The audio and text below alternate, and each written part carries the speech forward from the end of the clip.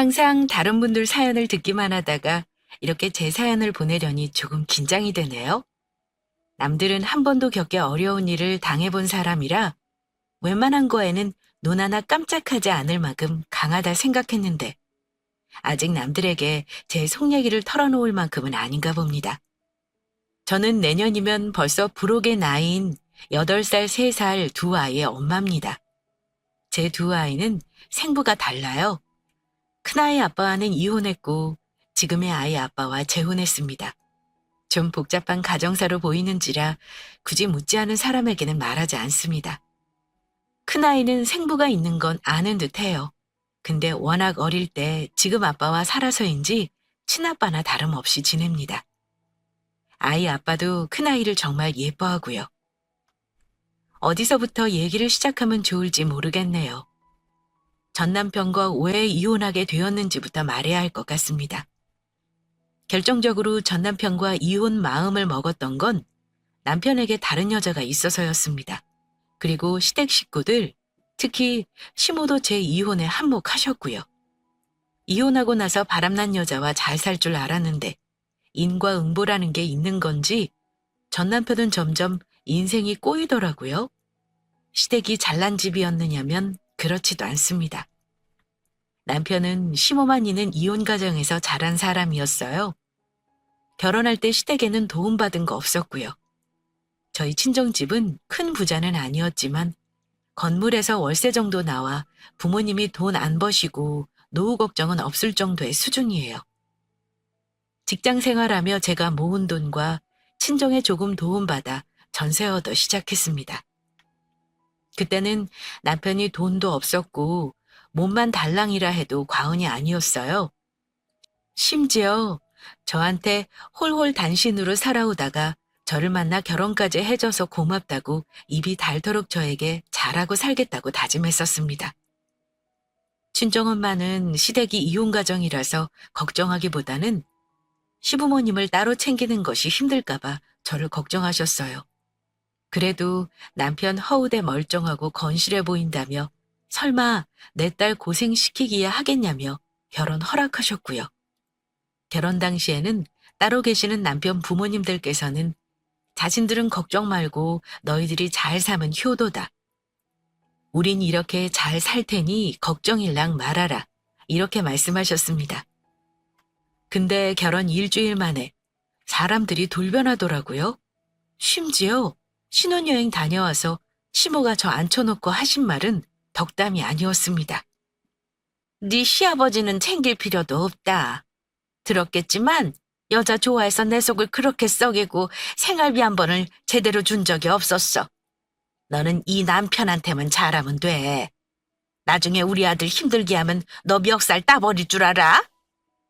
저는 그런 말은 처음 들어봤습니다. 과격한 표현으로 농담 반 진담 반으로 한 말씀이셨겠지만 좀 심하다 싶은 말도 많이 들었습니다.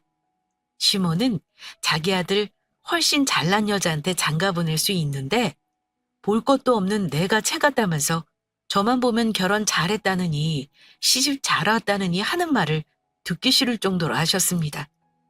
생각해보면 결혼 초반부터 문제가 많았어요. 막 결혼해서 둘이 맞춰가야 하는 중요한 시기에 저는 이혼한 시모와 시부 때문에 스트레스가 2배였거든요. 어머니는 시아버지 신경 쓰지 말라고 하셨지만 시아버지는 결혼하고 나서 저에게 며느리 노릇 요구하셨습니다. 낳아준 부모가 이혼했다고 자식 노릇 안 할 셈이야? 너희 둘만 잘 사면 부모는 나 몰라라 하겠다 이거냐? 혹시 네 시엄마가 나 모른 척하라고 하든? 둘이 맞벌이 한다 그랬지? 앞으로 네 시모한테 보내는 것만큼 나한테도 용돈 보내라. 두 분은 이혼하고 나서도 서로 험담을 하시며 자식들에게 따로 대접받기를 바라셨습니다. 신경 쓰지 말고 우리만 잘 살면 된다는 말은 그냥 빈말이었나 봐요. 이혼한 시부모를 양쪽으로 챙기느라 항상 용돈도 2배, 식사도 따로, 뭐든 따로였습니다. 시아버지는 재혼까지 한 상태였는데 어쩌다 만날 때면 꼭 재혼한 부인까지 데리고 나와 시엄마 대접을 해주길 원하셨어요. 저는 그게 너무 싫고 불편했습니다. 당신 부모님 따로 챙기는 것까진 내가 뭐라 안 하겠는데 아버지 재혼한 부인까지 시어머니 대접해줘야 하는 건 정말 모르겠다. 내가 너무 불편해. 당신 아버지도 그래. 본인이 좋아서 이혼하셨으면 그냥 본인만 잘 사시면 되는 거잖아. 당신 어머니 눈 시퍼렇게 뜨고 살아있는데 왜 다른 사람을 엄마 대접해달라 그러는 거야? 앞으로 아버지 만날 때 그분 같이 안 만났으면 좋겠어. 당신이 말씀드려줘. 남편 입장에선 기분 나쁠 일일지 몰라도 제 입장에선 할 수 있는 말이라 생각했습니다. 그런데 남편은 제 생각과는 다른 반응이었습니다. 어쩌다 만나서 보는데 그것도 못 참아? 나중에 당신이 우리 아버지 모시고 살 것도 아니고 새어머니가 모시고 살 텐데 나도 그거 생각해서 대접해드리는 거야. 왜 그리 생각이 짧아? 솔직히 용돈 드리는 것도 너무 부담이야. 친정집에는 10만 원 돈도 못 드리는데 매달 30씩 양쪽에 그렇게 드리는 거 우리 형편에 부담이잖아. 그건 당신이 직접 말씀드려야 하는 거 아니야? 당신 부모는 용돈 안 받아도 잘 사시잖아. 설마 우리 부모님 용돈 드리는 게 아까워서 그래? 그럼 내가 버는 걸로 다 드릴 테니까 당신은 신경 쓰지 마. 지금 누구 돈으로 용돈 드리는가가 중요한 게 아니잖아. 남편과 시부모님 문제로 저렇게 싸우는 게 한두 번이 아니었습니다. 그뿐이 아니었어요. 결혼한 주부라면 일하면서 살림까지 하는 게 얼마나 힘든 건지 아실 겁니다. 저요? 맞벌이 하면서 살림하고 아침 일찍 일어나 남편 밥 챙겨놓고 출근하는 사람이었습니다. 돈도 1,000원 한 장 막 쓴 적 없어요. 친정 여유롭게 살았어도 엄마가 워낙 검소하고 알뜰하셔서 어려서부터 보고 배웠거든요. 친정집이 화목한 편이고 가족애가 깊어서 저도 시댁을 10월드라고 생각 안 하고 벽 안 삼기게 하려고 시댁에 잘하려고 정말 노력 많이 했다고 생각합니다. 이혼한 시부모라도 기본 도리하려고 노력했어요. 어머니께는 전화도 자주 드리고 때 되면 생활비 외에 용돈도 챙겨드리려 했고요. 그런데 남편은 저의 그런 노력은 시집온 며느리가 당연히 하는 거라 생각하고 한 번도 고맙다는 말을 한 적이 없었습니다. 저도 사람인지라 아무리 좋게 좋게 하려 해도 한 번씩 시부모에게 듣는 싫은 소리에 점점 정이 떨어지더라고요. 서로 얼굴만 봐도 기분 좋지 않은 날이 계속되더군요. 저는 남편과 사이가 안 좋아도 단 한 번도 다른 누군가를 만나야겠다는 생각을 해본 적이 없는데 남자들은 그게 아닌가 봐요. 결혼 1년도 안 되어 남편에게 큰 상처를 받게 된 사건이 일어났습니다. 여자의 축이 무섭긴 한가 봐요. 매일같이 핸드폰을 들고 어디 가도 손에서 놓지를 못하는 게 이상해서 남편 몰래 핸드폰을 보게 됐습니다. 그런데 어떤 여자랑 다정하게 카톡을 주고받고 심지어 제 험담을 하더라고요. 저도 촉이 있는지라 낌새가 이상하다고 느꼈지만 그래도 설마 했습니다. 그런데 대화 내용을 보며 너무 배신감을 느꼈어요. 결혼한 거 정말 후회된다. 와이프가 운동도 안 해서 점점 퍼지는 것 같고 어리고 예쁜 여자 보지도 않고 왜 결혼했는지 모르겠어. 애도 없는데 지금이라도 헤어지지 그래요? 와이프 집이 좀 잘 살거든.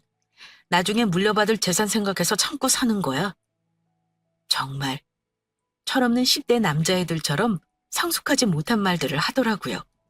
저 어디 가도 못생겼다는 소리 안 들을 정도인데 제 외모를 가지고 다른 여자한테 저런 험담을 한 게 너무 충격적이었습니다. 그거 보고 배신감 들어서 정말 몇 날 며칠을 울었어요. 며칠 동안 겨우 마음 다잡고 남편에게 말했는데 그때 남편은 저에게 싹싹 빌었습니다. 자신이 자라온 환경이 너무 안 좋아 애정결핍도 있었고 부모에게 제대로 교육도 못 받아서 늘 외롭고 힘들었다며 자신이 부족해서 상처 줘서 미안하다고 울면서 이야기하길래 처음에는 용서했어요. 하지만 한 번 상처받고 나니 예전처럼은 못하겠더라고요. 그래도 기본 도리는 했어요. 아침밥 차려주고 시댁에서 하던 것처럼 하고 다 했습니다. 시간이 흐르니 마음도 조금 무뎌지더라고요. 여느 부부들처럼 그렇게 서로 의견차로 시댁 일로 서로 토닥토닥 해가며 2년이 흘렀어요. 그 사이에 첫 아이도 낳았고 막 돌이 다 되어가고 있었습니다. 여느 부부들 그렇겠지만 아이 키우고 맞벌이 하는 게 너무 힘들잖아요. 사는 거에 지쳐서 부부 사이가 그렇게 좋지도 않았어요. 그런데 저는 남편이 아이까지 키우면서 또 딴 생각을 하고 있다는 건 꿈에도 몰랐습니다. 여자 문제로 한번 위기 겪고 나서 설마 남편이 또 그럴 줄은 정말 몰랐어요. 무슨 일이 있었냐면요. 진짜 여자 직감은 무서운 게 그때 며칠 남편과 투닥거리며 사이가 좋지 않았습니다. 그런 와중에 남편이 외박을 하더군요. 근데 이상하게 그때 남편 차 블랙박스를 한번 봐야겠다는 생각이 들어서 남편 몰래 확인해 봤습니다. 그런데 불길한 예감은 어쩜 틀리지도 않는지 남편이 어떤 여자와 다정히 통화하는 게 녹음되어 있었습니다. 그런데 통화 내용이 심상치가 않았어요. 나 보고 싶었어? 다음번에는 다른 모텔로 가자. 거기는 너무 번화가더라. 다음 달에 출장 제주도로 갈 건데 같이 여행 갈래? 엄청 다정한 말투로 저런 대화를 1시간이 넘게 했더군요. 대화 내용으로 봐서 이미 갈 때까지 간 사이인 건 분명했어요. 근데 더 대박인 건 뭔 줄 아세요? 이 남편 놈이 총각 행사를 하고 있더란 겁니다. 만난 지 얼마 안 된 여자인지 집에 엄마랑 동생이랑 같이 산다나요? 순간 2년 전 남편의 여자 문제를 그냥 넘어가줬던 일이 악몽처럼 떠올랐습니다. 사람이 한 번이 쉽지, 2번, 3번은 쉽다는 말이 있잖아요. 이런 거를 보고 나니 더 이상은 안 되겠다 싶더라고요. 이제 저의 인내심에 한계가 왔다는 느낌이 왔고, 이 사람과 도저히 같이 못 살겠다 싶어서 이혼 결심했습니다. 이제 막 돌진한 아이가 눈에 밟혔지만, 한번 마음먹으니까 이혼만 바라보고 계속 돌진하게 되더라고요. 처음 이혼 얘기 꺼냈을 때 당연히 남편은 펄쩍 뛰고 싹싹 빌기까지 했습니다. 그런데 그 핑계가 참 비굴했어요. 순수하게 자기 잘못을 인정하기는커녕 자기 환경을 탓하더군요. 내가 어릴 때부터 힘들었던 거 당신 알지? 우리 아빠도 여자 문제로 엄마 힘들게 하고 엄마 보살피느라 나는 나 위해서 한 번도 산 적 없었어. 부모 도움 하나 받은 거 없이 지금까지 살았다고. 마음의 상처가 많은 건지 이상하게 마음이 허해서 그래. 나 그 여자랑 사랑해서 만난 거 절대 아니야. 그건 당신도 알지? 다시는 안 그럴게. 나 한 번만 용서해줘. 당신 어렵게 자란 거랑 바람 피우는 거랑 무슨 상관이야? 나한테 감성팔이 하지 마. 가정 환경 나쁘면 다 당신처럼 바람 피우고 사는 거야? 정신 똑바로 박힌 사람이라며? 그런 가정에서 자라서 가족 소중하다 생각하고 자라는 사람이 더 많아. 더 말할 것도 없어. 우리 이혼해. 다 필요 없으니까 협의 이혼으로 깔끔하게 끝내자. 이혼한다고 하니 심호도 난리가 났었습니다. 꼴에 입은 싸서 잘못은 자기가 했으면서 이혼하자는 말 내가 먼저 꺼냈다며 나를 정말 나쁜 년 만들어놨더군요. 남자가 한 번쯤은 다른데 눈 돌릴 수도 있는 거야. 너 내가 어찌 살았는지 얘기해볼까? 그거 들어보면 너는 아무것도 아니다. 우리 아들이 막말로 그 여자랑 살림을 차렸니? 그냥 스쳐가는 여자 때문에 우리 아들을 이혼남 만들 셈이냐? 절대 허락 못한다. 내 눈에 흙이 들어와도 이혼은 안 돼. 부부가 이혼하는데 심호 허락받고 하는 경우도 있어요? 어머니 허락 필요 없어요. 저는 이혼한다고 통보하는 거예요. 우리 민지는 제가 키울 거니까 아이 욕심내지 마시고 남편이 좋아하는 여자랑 새 출발하라고 하세요. 저는 그때 위자료고 뭐고 그냥 남편과 빨리 끝내고 싶은 생각이 컸습니다. 그래서 남편과 바람 피우년 신상도 다 알고 있었지만 상간녀 소송도 안 했어요. 제가 소송을 불사하겠다고 하니 남편 놈은 하자는 대로 해주겠다 하더라고요. 아이도 포기하고 위자료도 준다길래 협의 이혼했습니다. 양육비 매달 받기로 하고 집은 제 돈 들어갔으니 보조금 제가 다 가지고 왔어요. 이혼하면서 느낀 건데 이래서 결혼할 때 집안 환경이 정말 중요하다고 하는가 보다 했습니다. 자라온 환경 무시 못하고 아버지를 보면 그 아들을 볼 수 있다고 틀린 말 하나 없더군요. 남은 건 아이와 삶의 무거움 뿐이었는데 그래도 제 직장 다니고 친정부모님 도움받으니 사라지더라고요. 그런데 남편 놈은 이혼 조정 기간에도 그 여자와 동거를 하더군요. 그래서 바람 피운 여자랑 잘 살아라 했습니다. 남편 놈은 아이에 대한 친권도 다 포기해 주더라고요. 그러고 나서 저는 정말 이 악물고 살았어요. 아이가 어려 친정집에 살며 악자까지 버는 돈 다 모았습니다. 희한한 게 시댁 없으니까 돈이 새 나가는 데가 없어 돈이 더 잘 모이더군요. 그런데 얼핏 들은 소식에 남편 놈이 그 바람 피운 년하고 재혼을 한다는 거예요. 저는 이혼하고 잘 견디고 있다고 생각했는데 그 얘기 듣고 나서 잠을 한동안 못 잘 정도로 화가 나는 겁니다. 가만 생각해보니 제가 남편하고 바람 피운 년한테 복수를 못해서 그런 것 같았어요. 그때 변호사에게 상담을 했더니 상간녀 소송은 3년 안에 할 수 있다고 하는 거예요. 저 망설이지 않고 착수금 바로 이체했습니다. 돈이 문제가 아니고 그렇게라도 해야 제 속이 풀릴 것 같았거든요. 소장이 가고 나서 그년이 항소를 하더라고요. 증거가 없다는 개소리를 하길래 사진이며 문자며 블랙박스 녹음해 놓은 것까지 하나하나 다 까발려줬고 1년 4개월 동안 소송하고 나서 제가 승소했습니다. 그러고 나니 마음이 조금 풀리더군요. 위자료 1,000만 원 돈 받았지만 소송 안 했다면 평생 억울할 것 같았거든요. 그 후 아이를 키우며 3년이 흘렀습니다. 그동안 저 경기도 외곽에 아파트도 마련해놨고 현금도 꽤 모았었죠. 당연히 그때만 해도 재혼 생각은 추호도 없었습니다. 남편을 만나야겠다는 생각조차 없었어요. 이혼하고 나서 남편한테 질렸던 것 같아요. 그런데 인생이라는 게 그렇더라고요. 나는 앞으로 절대 뭘 안 하겠다. 이런 장담을 하는 게 참 쓸데없는 짓이더군요. 저는 회사에서 그래픽 디자인을 해요. 의뢰한 고객님들에게 디자인 컨펌 받고 의사소통하고 하는 게 일인데 당연히 만나는 사람도 많죠. 고객 중 한 남자분을 알게 되었는데요. 기간이 좀 프로젝트라 보는 일이 자주 있었어요. 업무적으로 소통하는 게 다였지만 어느 순간 그분이 저를 남다르게 생각하고 있다는 걸 눈치로 알게 되었습니다. 사적인 건 전혀 모르고 있었고 제 나이도 30 초반이었으니 제가 싱글인 줄 아셨나 봐요. 식사를 한번 하자는 조심스러운 말에 제가 안 되겠다 싶어 솔직하게 제 상황을 말하고 거절했습니다.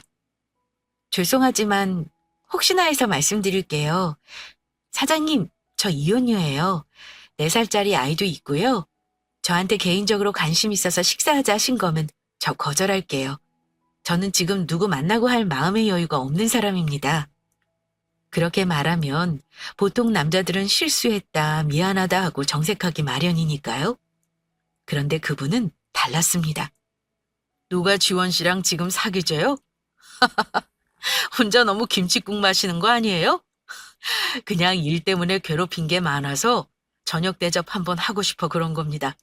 걱정 마세요. 아, 그리고 이혼여고 애 딸린 게 제가 지원 씨한테 호감 가지는 거랑 무슨 상관이 있나요? 저는 그런 거 상관 안 합니다. 지원 씨 잘못도 아닌데 그런 걸로 사람 만나는 거 너무 철벽치지 마세요. 식사는 나중에 해도 이 말은 꼭 하고 싶네요.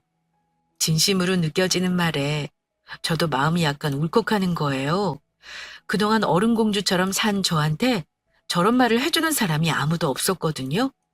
남자든 여자든 상처받는 말 듣기 싫어서 다 철벽치고 소통도 안 하고 살았는데 그런 제 마음을 꿰뚫어보는 사람 같아 뭔가 부끄럽기도 했고요.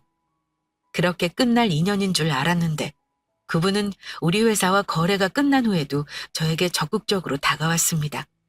너무 부담스러워서 처음에는 이런저런 핑계대며 연락하지 마시라 했었어요. 지원 씨, 이혼하고 애 있으면 그냥 인생이 끝인 거예요? 주위에서 이혼한 사람은 누구 만나면 안 된다고 하던가요? 그런 거 아니잖아요. 저도 한번 결혼했었어요. 지금은 혼자지만요. 그럼 저도 앞으로 아무도 못 만나고 혼자 살아야 하는 건가요? 지원 씨, 제가 지금 결혼하자고 하는 거 아니에요. 그냥 편하게 만나고 미래는 계획하지 맙시다. 만나다 보면 길이 생기고 보이기 마련인 거예요. 그냥 지금은 서로 마음이 중요한 거 아닌가요? 사실 저도 그 사람이 싫지는 않았습니다. 저보다 6살이 많았지만 인자한 외모에 자상한 성격, 전 남편과는 뭔가 다른 따뜻한 성정, 왜 결혼에 실패했는지 참 궁금했습니다. 조심스레 물어봤더니 대답해 주더라고요.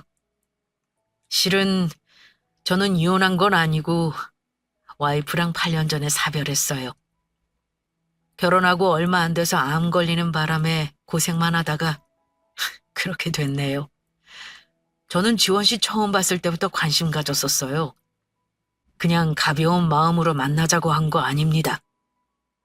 저한테 호감 가지고 있는 건 제가 확실히 알겠어요. 그런데 제가 더 욕심낼까봐 무서워요. 저는 아이도 있는데 누군가와 다시 결혼하는 건 정말 무서운 일이에요. 이해해요. 지원 씨가 무슨 걱정하고 있는지 다 압니다. 하지만 제가 약속할게요. 저 때문에 우는 일은 절대 없을 겁니다. 결국 저는 그 사람과 어렵게 다시 만남을 시작하게 되었습니다. 처음 만난 날 재혼을 염두에 둔 건 아니지만 만나면서 저희 아이와 같이 만나기도 하면서 점점 마음이 열리더라고요. 사람 마음이라는 게 참 뜻대로 되는 게 아닌가 봐요. 그렇게 1년이 넘게 만났는데 자연스레 저한테 같이 살자는 말을 툭툭 던지기 시작했어요. 그 사람이 저와 더 가까워지기 원하는 걸 알고 나자 처음 마음을 열었을 때의 두려움이 다시금 밀려왔습니다. 저는 이대로가 좋아요. 2번 다시 다른 사람과 결혼이라는 제도로 엮이고 싶지 않고요. 게다가 저는 아이도 있고 대한민국 어느 시어머니가 애 딸린 이혼녀를 며느리로 좋다고 하시겠어요? 딱 이대로만 지내요. 지원 씨, 나 벌써 우리 부모님께는 만나는 사람이 있다고 말씀드렸어요. 지원 씨 어떤 사람인지도 다 알고 있고요. 제 나이가 몇인데 부모 허락받고 결혼하고 말고 결정하나요? 해보지도 않고 그런 걱정하지 말아요. 나만 믿고 따라오면 돼요. 그때 친정 부모님도 그 사람 만나는 거 알고 있었고 인사도 드린 상태였는데 부모님은 당연히 그 사람 마음에 들어 하셨지만 차마 제게 재혼하려는 말은 못하고 계셨거든요. 제가 어떤 마음인지 잘 알고 계셨을 테니까요. 선을 긋는 저와 달리 그 사람은 참 한결같았습니다. 저는 이혼한 후 남자를 믿지 못할 것 같았는데 그런 마음도 그 사람 만나면서 무뎌지는 거예요. 그게 아마 상처가 아무는 과정이었나 봅니다. 그 사람과는 주말마다 음식 바리바리 싸들고 산이며 들이며 바다며 놀러도 실컷 다니고 맛집도 다니고 밥 먹고 모든 게 참 편안하고 좋았습니다. 저한테 애정 표현도 많이 하면서 늘 하는 말이 같이 살고 싶다는 말이었고요. 저는 그 말에는 대답을 항상 피했습니다. 하지만 수많은 신랑이 끝에 진 사람은 결국 저였습니다.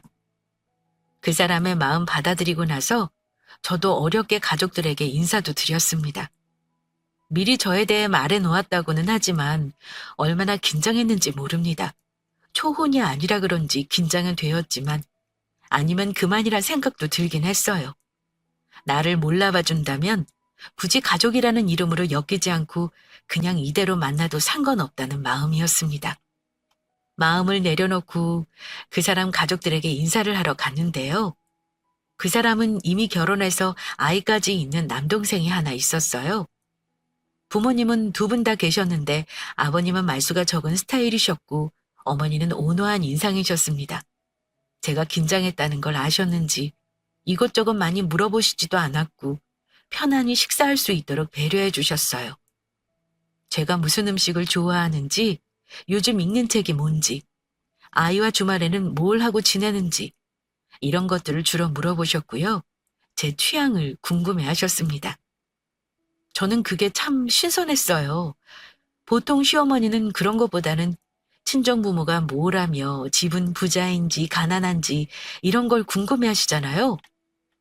그리고 차를 마시는데 그 사람 어머니가 저한테 편안하게 말씀하시더라고요. 우리 지혁이가 아직 싫다고 하는 걸 내가 억지로 집에 데려와 보라고 했어요. 많이 부담스러웠을 텐데 용기 내서 와준 게 참 고맙네요. 오늘 얼굴 봐서 좋았어요. 다음에도 어려워 말고 식사 같이 했으면 좋겠네요. 어머니, 말씀 편하게 하세요. 오늘 편하게 대해주셔서 고맙습니다. 고맙긴. 우리 아들 만나줘서 내가 고맙지. 여자 만날 생각도 안 하던 놈이 좋아하는 사람이라길래 나도 보고 싶었어요. 나는 우리 아들이 좋다고 하면 다른 건 상관없어요. 처음 얘기 듣고 놀라지 않았다면 거짓말이긴 해요. 그런데 알겠지만 지혁이 첫 와이프 그렇게 잘못되고 나서 내가 느낀 게 많았어요. 아이 이름이 민지라고 했나요? 지혁이가 좋은 아빠 돼주고 싶다고 그러더라고. 인생 짧아요. 내가 살아보니 그래. 언제 죽을지 모르는 게 인생이기도 하고.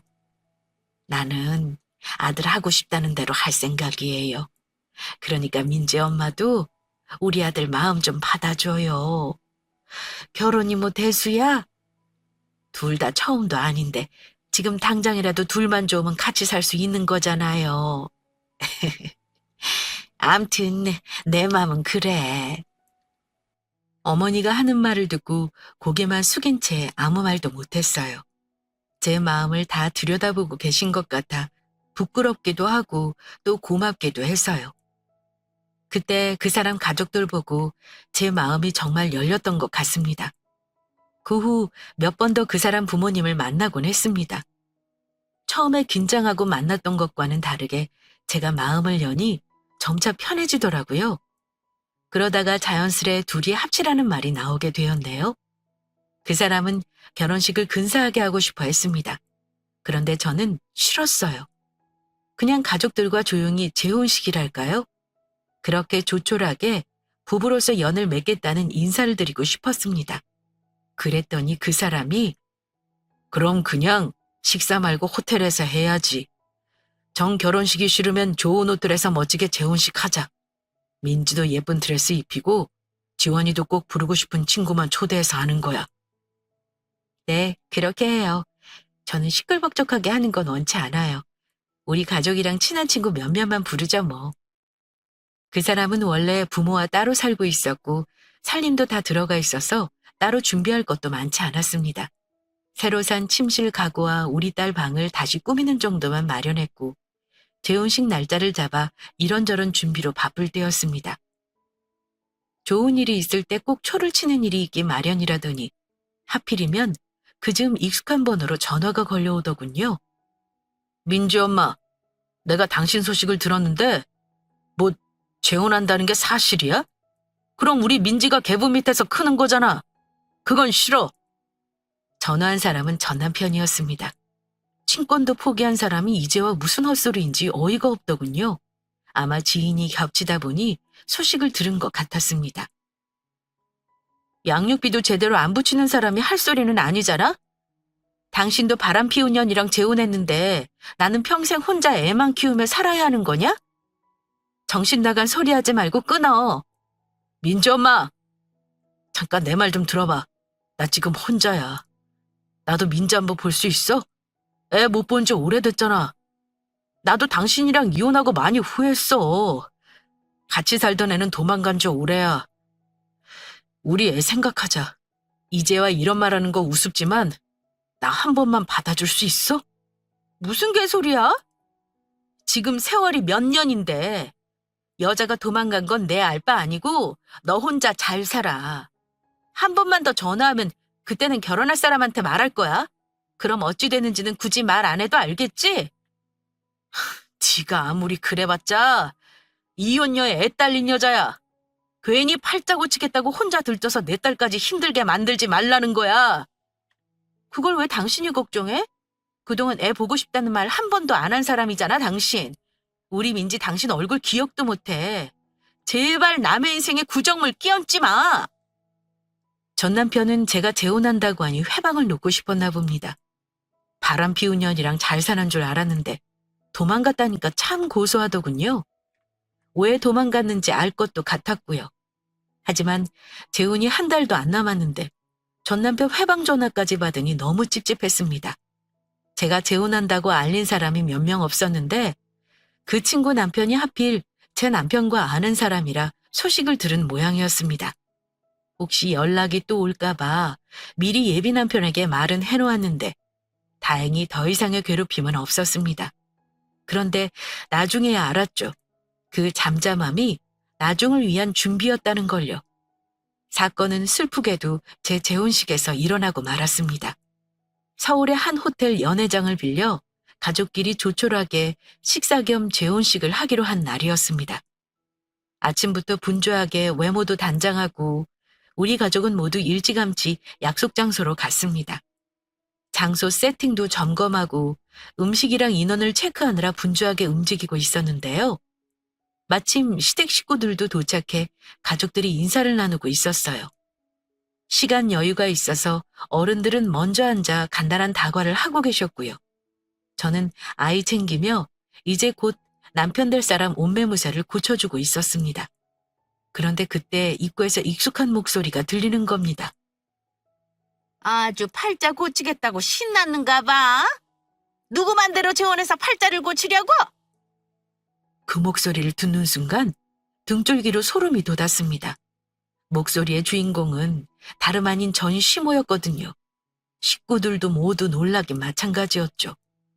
저는 너무 놀라 아이를 엄마에게 맡겨두고 뛰쳐나갔습니다.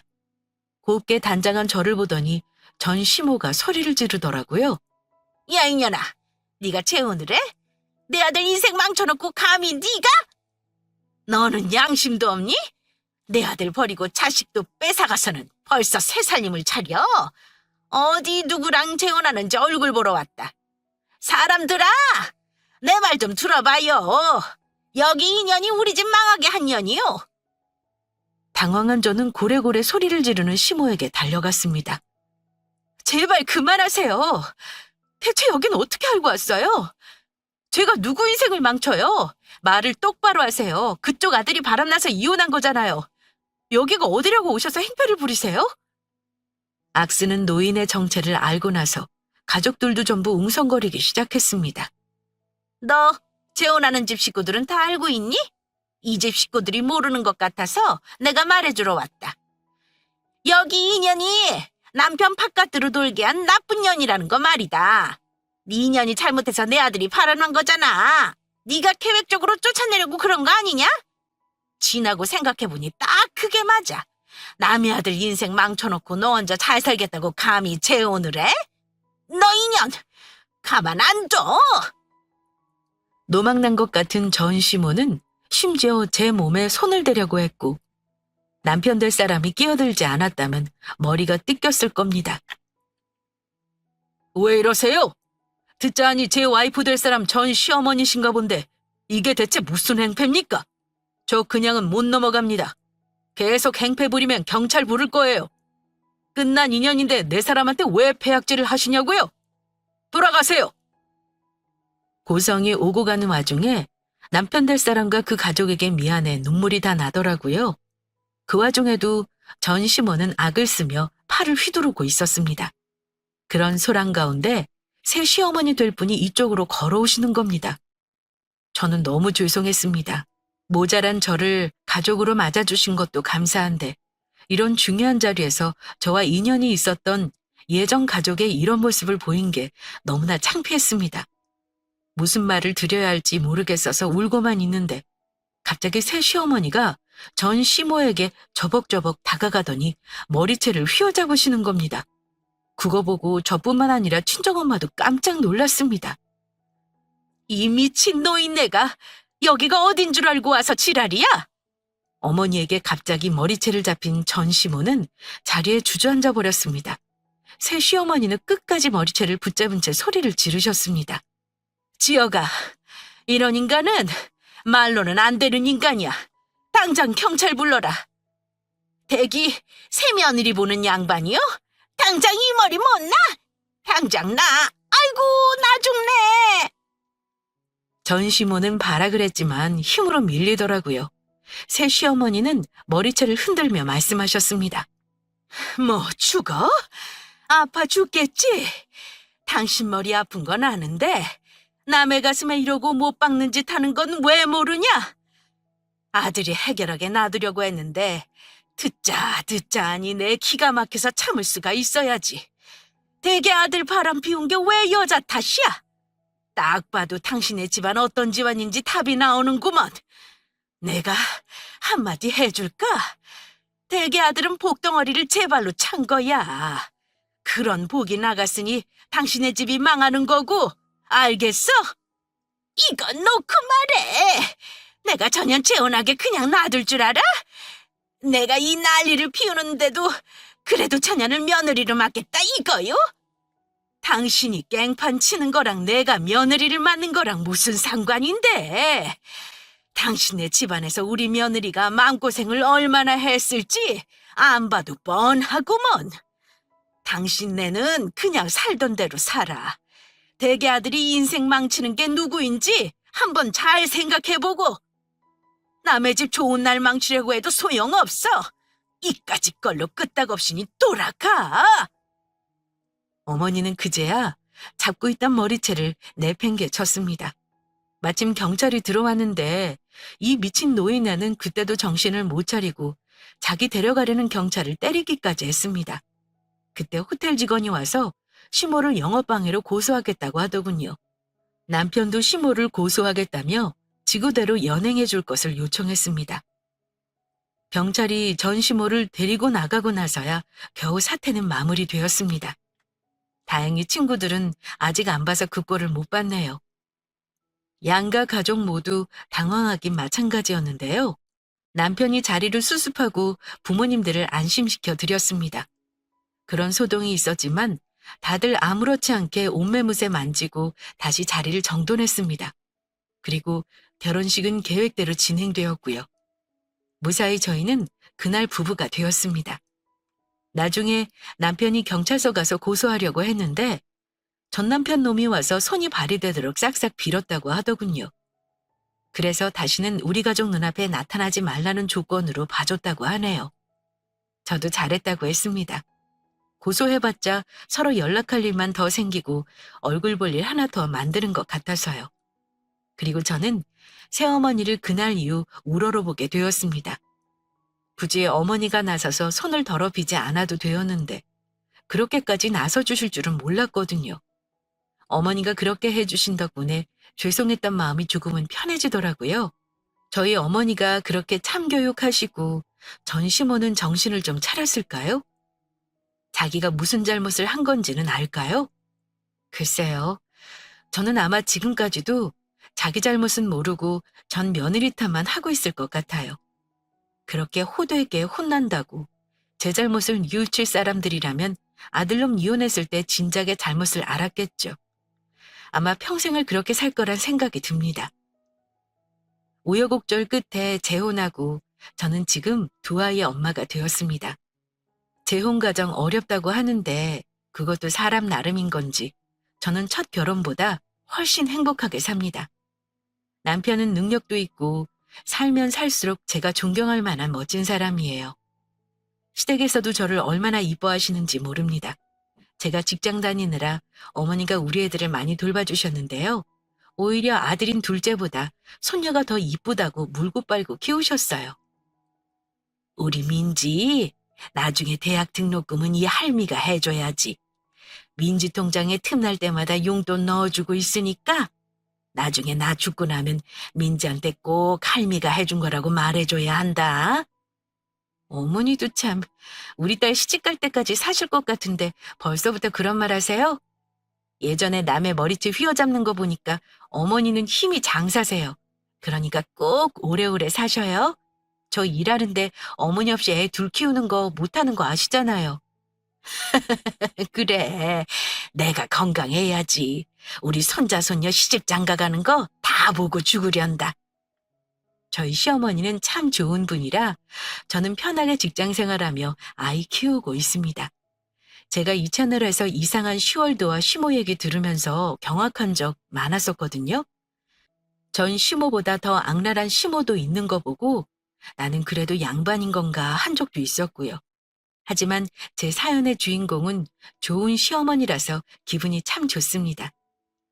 구독자분들도 제 사연 들으시면서 저런 시어머니도 있구나 하고 놀라실 것 같아요. 좋은 시어머니 사연은 많이 없어서 제가 한번 들려드리고 싶기도 했습니다. 이혼하신 분들은 재혼 망설이는 경우 많잖아요. 제가 그 마음 잘 압니다. 한번 결혼 실패하면 쉽지 않은 것도 알고요. 하지만 정말 좋은 분 만나면 이혼의 상처도 치유할 수 있어요. 그 산증인이 저입니다. 물론 좋은 사람 만나는 게 어려운 일이기도 해요. 꼭 누굴 만나야 인생 다시 행복해지는 건 아니기도 하고요. 제가 말씀드리고 싶은 건 이혼은 죄가 아니라는 겁니다. 이혼이 좋아서 하는 사람은 없어요. 이혼했다고 해서 하고 싶은 거 참고 너무 움츠리고 살 필요는 없다고 말씀드리고 싶어요. 자기 자신을 사랑하시고 부디 하고 싶은 거 마음껏 하시며 마음 가는 대로 행복하게 사셨으면 좋겠습니다. 이 말을 끝으로 제 사연은 마치겠습니다. 긴 사연 들어주셔서 감사합니다.